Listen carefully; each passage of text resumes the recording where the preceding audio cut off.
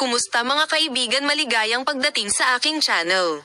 Narito kami kasama ang isang bagong balita mula sa Kenyaman at Osgay Girl. Ang aming matagumpay na mga manlalaro ay maaaring si Yaman at Osgay Girl ay patuloy na nanginginig ang social media sa kanilang mga pagbabahagi.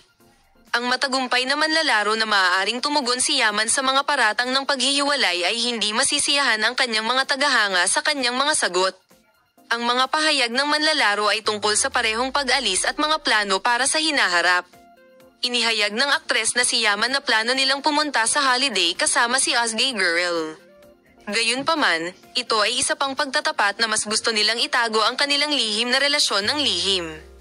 Ang mga tagahanga ng Osgay Girl na Jean Osto na manahimik sa pahayag na ito ng Kenyaman ay nagdulot ng malaking pandamdam sa social media.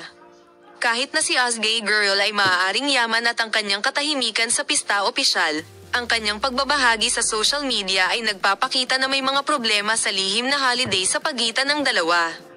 Iparating namin ang mga bagong pag-unlad sa pagitan ng Kenyaman at Osgay Girl upang makita ka sa mga bagong video.